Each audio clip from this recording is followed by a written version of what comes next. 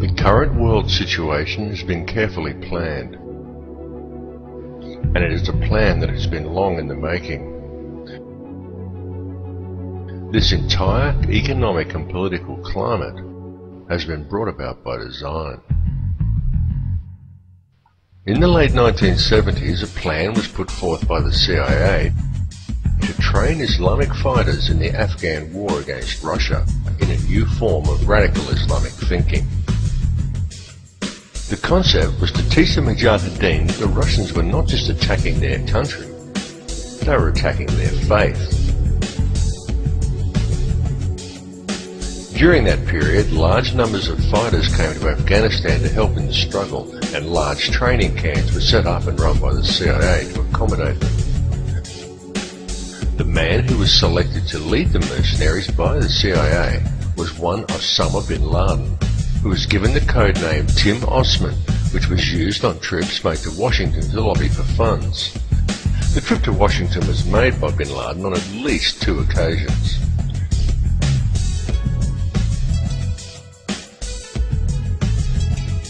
During this period, the CIA taught this new form of radical Islamic thinking and provided terrorist training to hundreds of thousands of Islamic fighters, being careful to also keep a comprehensive database on all the people that they had trained. The Arabic name for this terrorist database was Al-Qaeda.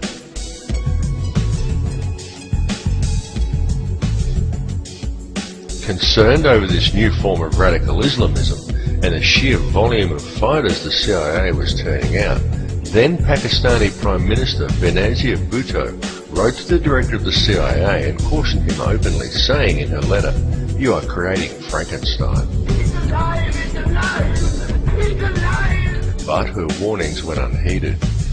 They were not heeded because a radical network of extremists was exactly what the CIA had wished to create right from the very beginning. For without such a radical network of terrorists, the long-planned war on terror would never have been possible. In 2000, a neoconservative think tank called the Project for the New American Century released a document entitled Rebuilding America's Defenses. Outlined in that document was a plan for full-spectrum dominance of the globe. Air, land, sea, space, the internet, everything.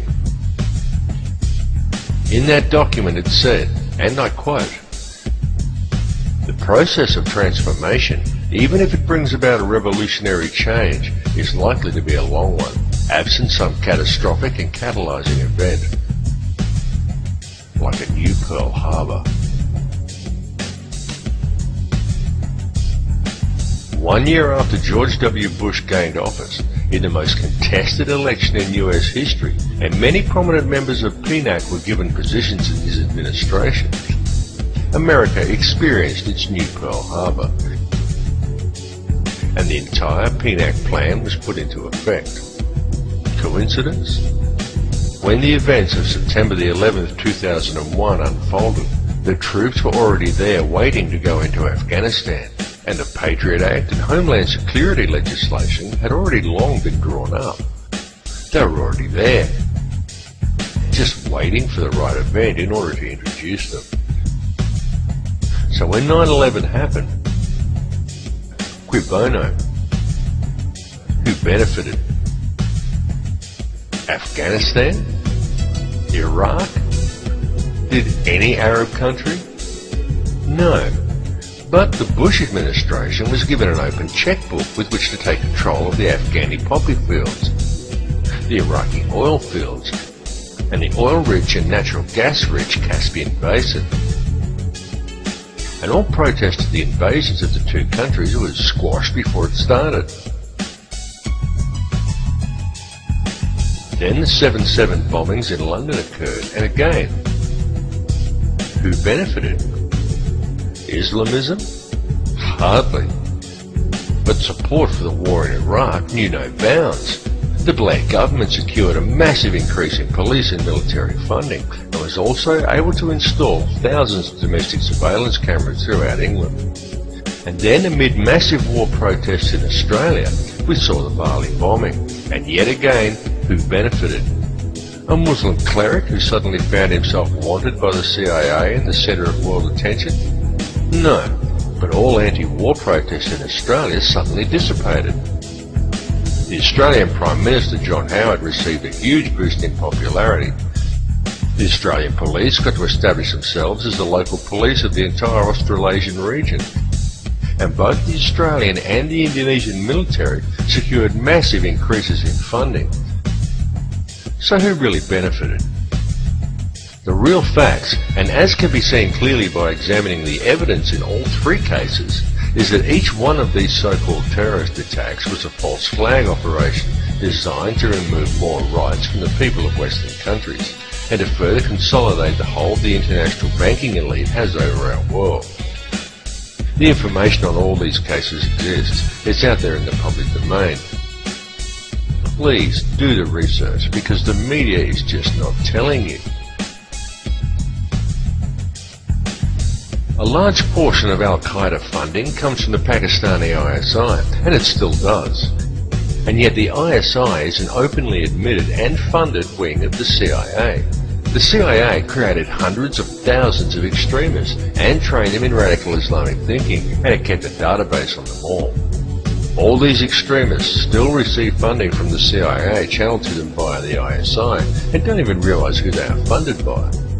Osama bin Laden has been a CIA asset right from the start, and when the US decided to go after bin Laden, they used the name of the CIA database as a terrorist organization. The war on terror is fake. It's a setup. There is no global network of terrorists waiting around every corner to blow everybody up. It's a myth. All the bombings are carefully orchestrated and follow a noticeable pattern, and you are never given the true facts or an objective look at the evidence in any one of these cases. And just think about it. A few years ago, no one had ever heard of Al-Qaeda. Yet now, almost every mishap in the world is blamed on them, and yet no one can seem to find any of them. Occasionally, some CIA asset that we've never seen before comes on the screen and says a few condemning words, and we're supposed to take that as confirmation. Can you see how easy it is for them to pull this scam off simply by controlling the media? And while people have been distracted and living in fear of terrorism, international law enforcement borders have been slowly eroded away. For example, to clean up after the recent tornadoes in America, Canadian soldiers were used. Australian and Indonesian police now routinely train together.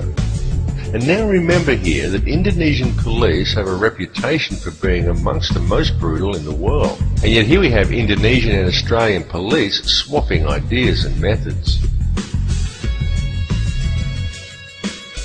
Many people have been trained to think that to talk about this stuff is to be anti-American.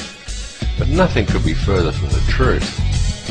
The perpetrators of all of this are based mainly in England and Europe.